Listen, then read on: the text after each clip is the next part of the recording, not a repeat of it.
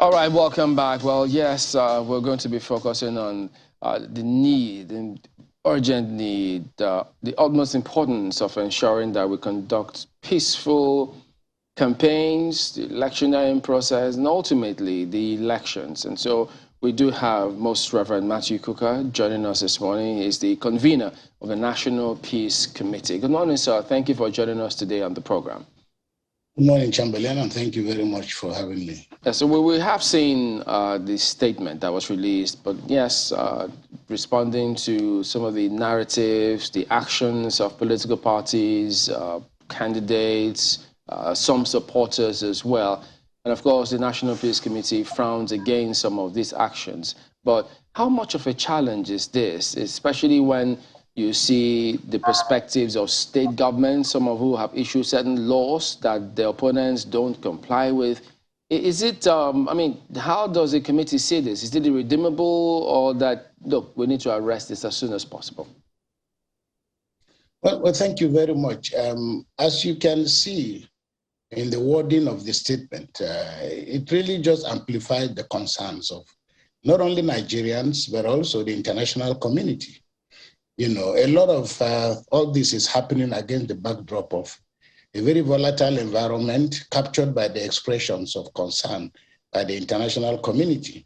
You know, and one would expect that Nigerians and the politicians, the political class, principally those who are going to be the beneficiaries of all the sufferings and all the pains that ordinary Nigerians are bearing on their behalf, that they will conduct themselves in a way, a manner that is in keeping not only with the principles of the peace accord, but even just basic decency among us as individuals, you know, certain tenets that are already taken for granted, you know, as being the basis for which every game is, you know, is contested. So I think that we've just amplified the concerns of Nigerians, you know. Indeed, in all of this, I think the governors, more than any other category of Nigerians, should be held almost fairly and squarely responsible for the behavior and the conducts and the things that happen around the environment under which they have control.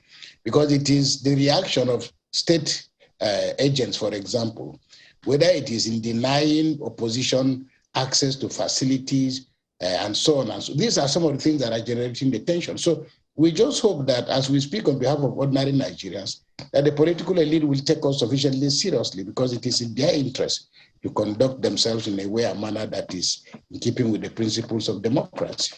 Apart from the action of the governors, and some of them will argue, you know, that we haven't exactly deprived. They've only said, okay, we're trying to protect infrastructure in our state, and that's why we've said they shouldn't use public primary schools, some of the arguments that we have heard. Apart from that, what other aspects give you concern, which you think point to intolerance?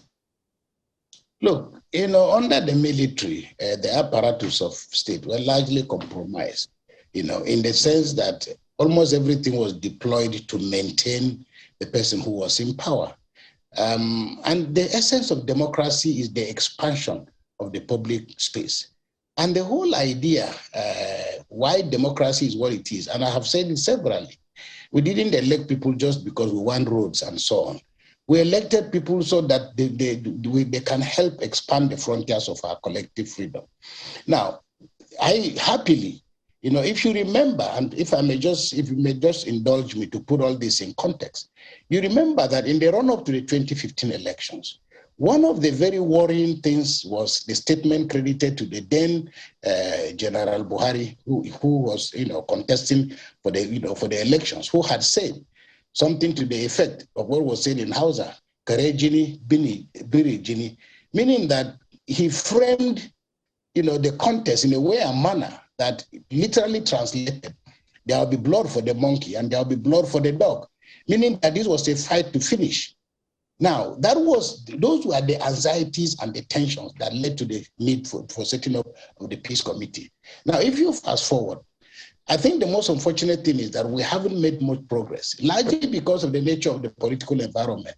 There are people jumping from one political party to the other. you hardly have had a situation in which one presidential candidate has not contested in less than 2 or 3 platforms. So there's almost a lack of discipline and cohesion in the political infrastructure. So I think that the issues that are of concern to us is that the actors are not learning the lessons that they ought to learn. And this volatility is largely what is playing out, in the behavior of ordinary people. Today, a candidate decides to switch to a party and literally compels psychologically his people to switch, to the rival party. And a lot of these things are they are the ones producing the ingredients for the violence that we are seeing, among ourselves. And of course, I remember in 2015, my good friend, the very gentle Jodo Yegun, who was then chairman of the APC, how much lamentation they brought, to us over the way the elections were, being conducted, and the fact that they were afraid they would not be able to have the space to contest. They won the election. The shoe was on the other foot. All the accusations that were made by the APC against the PDP, the PDP was now reproducing basically the same thing. So clearly it is that there are many people, for example, who have approached the peace committee on the grounds that, look, we have been denied a place to conduct our campaigns. Now, the same people are repeating basically the same mistakes. So this obsession with the monopoly of the infrastructure of power, it's not acceptable. So the country belongs to all of us, and nobody is less a citizen simply because they're in the opposition. So essentially, it is the need to create a level playing field. This is what is producing all this violence that you're seeing. All right, I think my colleagues in Lagos have got questions for you, Bishop. Go ahead, guys. Thank you, Chamberlain. So one issue we raised earlier, before, just about the time we were beginning the program today, is concerning the 2 leading candidates of the ruling party and the main opposition party, the PDP. Both of them were seen together, literally just greeting each other, talking, gisting, and all of that. I wonder what your thoughts are on that. I'm pretty sure that you probably have heard about it or seen the video as well. What your thoughts are on that, and if it has any communication whatsoever to the lower rung of the ladder in both political parties. That's an excellent question, but it also speaks to the need for ordinary Nigerians to learn their lesson. As a priest, it took me time to learn that when you go to settle a quarrel between a husband and a wife, you need to be a bit more modest and restrained, because after the problems have been settled, you will not be there. But they will be the ones who will be saying, Father seemed to have taken our case far more seriously than we took it. So the point I'm making is that, look, these politicians are struggling, and they've lived their life, they're struggling for the national cake, which they will distribute among themselves. All right? It is therefore in the interest of ordinary Nigerians to know that you have to vote to stay alive. Because I remember when President Buhari was elected, about 9 young people killed themselves in excitement and so on. They are no longer alive to enjoy the benefits of the victory. So what all this suggests to you is that we as spectators, let me put it that way, must understand that these politicians know themselves. The fact that they are shouting, a lot of the grandstanding is actually just sending a message to the audience. It's left for you to appreciate the fact that, look, we are just posturing. It's not as serious as you think. So the fact that politicians are shaking hands and having all this banter and flying all over the place, when they're having their celebration parties elsewhere, you will not be there. So it is just important for us to be a bit more restrained and wise. That, as I tell my friends who support football clubs, don't go and kill yourself. Even if they win the cup, you will not see it. You will not touch it. So it speaks to the fact that we ordinary people must figure out how to manage our passions when it comes to politics. So don't take seriously the grandstanding of the politicians. All the things you see about them abusing themselves or quarreling, you will think they will never shake hands. They're very good friends, and many of them they drink from the same pool. So don't go and kill yourself for nothing. That is what that message is all about. It's a very compelling thought. I'd like to follow up with Malpe's question, which is related.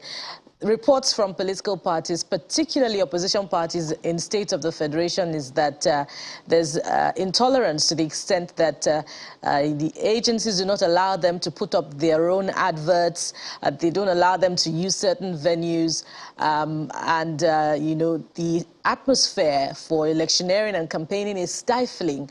Is there some form of, you know, moral suasion at the level of the Peace Committee where, you know, conversations are held to prevail on ruling parties in states to encourage a more level playing field for participation?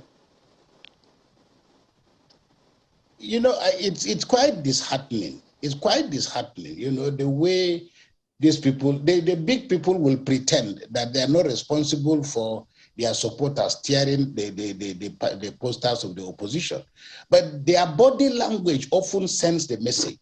I think that what we probably need to do, and a lot of civil society organizations are doing extremely well, is to figure out how to subvert this whole process, either by publicly calling attention to these irresponsible actions, or also in which case, using the social media, it should be possible for victims of this whole, you know, excess of the state to find a way of making their case. It's not enough to appeal to the Peace Committee. The Peace Committee is not. I mean, we're not a tribunal. You know, we're not a court, and we have only moral suasion. But people must. I don't want to use the word take the law into their hands, but we must also have a way of reporting this malfeasance, because it is totally unacceptable. And like I said, I don't want to name names, but I know politicians who appealed to the Peace Committee not too long ago and who were asking for support and for help because they were crying for basically the same thing, you know, that they are now inflicting on their people. And the easy thing is for the governor or for the leader of the party to pretend that they don't know this. If you read out the Riot Act and tell your people that this is unacceptable, they will act accordingly. But I think on the side of the ordinary people, I think what we can actually do is to change this argument, that we should now realize that a political party that is already sending out negative signals, okay, whether they are tearing posters or allowing their supporters to harass people, they are already advertising their moral weaknesses. And they are already telling you that if they become president, they become governor, this is what you are going to face. So the lesson for all of us is any party that is involved in this kind of activity is already sending out the wrong signal that the candidates do not qualify to be elected. And the only thing a politician, I mean, an ordinary citizen can do is to punish through the ballot actions of this nature. Bishop, just one more question, and permit me to digress a little, but it's related to the conversation. I know that your calling has more to do with the intellectual aspect of ministry, but, you know, one cannot ignore, you know, certain statements in recent times attributed to one of your colleagues in Christendom that perhaps that, you know, there's no clear message about whether or not the 2023 elections will hold. Does this worry you, and does it have to do with the, you know, the polity being heated and, you know, any uncertainty this has attached to the 2023 election?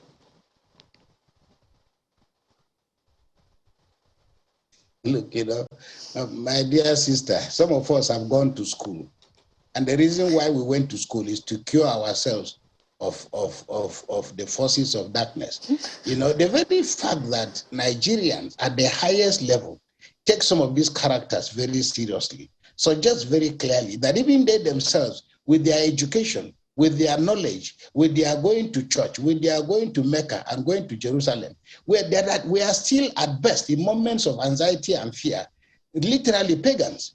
So anybody who wants to cast their fortune on the fact that some dubious prophet has told you that you are going to win election or lose election, you are going to live or die, you know, it's pathetic, you know, that Nigerians even want to introduce this kind of thing into our political calculations. So you know, for me, I mean, there's a man who was always prophesying what was going to happen at the beginning of every year. It was strange because he made the prophecy, but he did not even foresee the fact that his wife was going to die. He couldn't make that prophecy. So people who indulge in this, actually suggesting very clearly that they probably may have gone to school, but they are not educated. They probably go to church or go to the mosque, but they have no sense of faith. So for me, elections are not going to be conducted in, outside Nigeria. They'll be conducted here. And nobody except God has an idea about what the future is going to be. So I think my position and my suggestion is, you want to vote, go out, prepare to vote, prepare to have a president, whatever the case may be. Well, you might not, take too seriously predictions, prophetic predictions, as the case might be.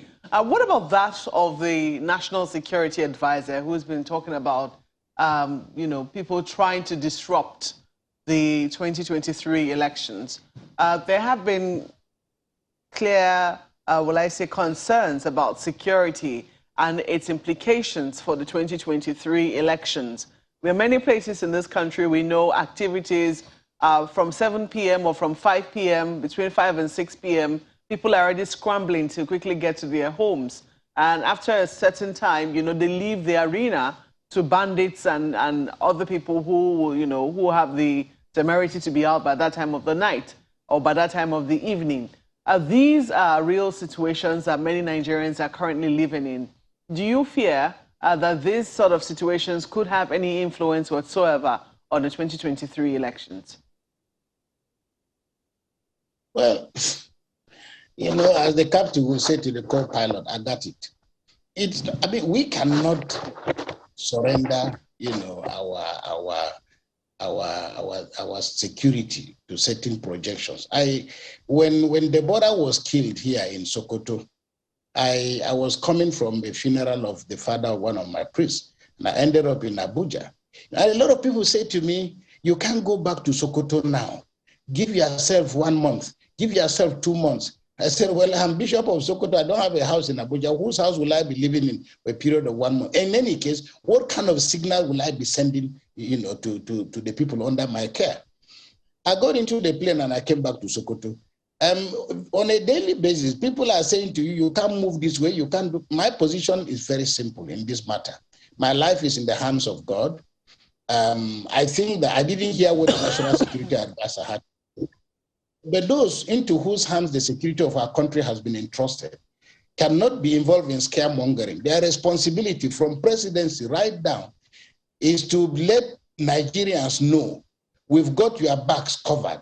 Everything is everything is going to be fine. And if you don't send out those kind of signals, and security agencies are like the rest of us, throwing up their hands helplessly, there might be crisis, there might be violence in Nigeria. Governance doesn't work like that. Everywhere in the world is vulnerable. This is what leadership is all about. In moments of crisis, leaders must step forward and stand forward and let those who are behind them understand that things are possible. I mean, I was here in Sokoto, for example, when my priests were kidnapped in Katsina. And we had a big debate. My priest was saying, no, you can't go to Katsina. I said, no, we have to drive to go and support our people. I went and came back. For me, a roof could fall over my head. So it's not as if I don't want to protect my life. But I think Nigerian citizens must be convinced and must be told in no unclear terms that they are being protected. God is the ultimate protector. But as I said, if you have, the operators of national security helping in scaring us, so to say, it will do us no good, because what could happen is that people could just keep us permanently in this state of volatility, and we are not able to you could have all the fine arrangements for the elections, and suddenly people are being told, oh, this is what is going to happen. So I think there are areas of concern, but there are concerns everywhere in the world. Now, I mean, while that peace accord was being signed, I remember several people who were saying that, well, they were hugely optimistic, especially when they thought no retired general is contesting this one. These are all supposed to be Democrats, and so it should be a lot smoother. But now, so early in the day, we're talking about this kind of scenario. But for you, do you feel a lot more burden and responsibility, having seen how this is already playing out so far? And is this something that at the end of the day, the committee may just sit back and review the strategies and see what more can we add to ensure that it takes a lot more effect and routine the essence of signing this peace accord? Well, you know, for a long time when Brazil and other countries assumed that people were coming to the World Cup just to watch them and accompany them, and Nigerians would turn up at international events and say, well, you know, victory is not important, it's participation that is important.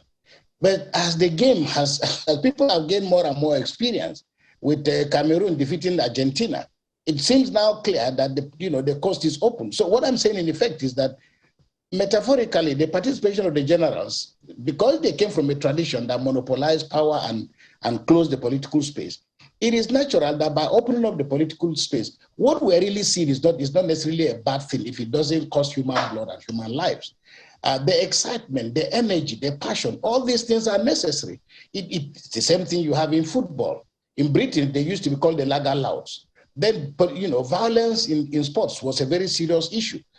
The most important thing for us is to appreciate the fact that you're witnessing the coming of a new generation of political actors. I think we still have a bit of gerontocracy here and there, but in the next 1 or 2 elections, we're going to have greater energy. The challenge for us is how to manage this energy, because there's a lot of passion out there. There's a lot of anger and frustration. The issue is, and these are good things, there is righteous indignation. How do we manage this passion? Because the fact that people have turned up at all, a rally by itself, a football match by itself, all these things generate passion. The challenge, and this is where the security agencies and other community leaders have a job to do, is to help to calm down the anxiety. And like Two-Face Idibia would say, vote, not be fight. So it's that we have to continue on this journey. It's a journey that is rewarding, but it's a journey that will be made easier if the political actors gather and stand on a portal of moral authority to say, no, we do not want violence. So political conversations, meetings should not just be about politicians scheming about how to win elections. And all these people who have, the spokespeople for the parties must also take responsibility. There are people who have perfected the art of abuse and insult. And there are people who are being co-opted because you want a bad thing done.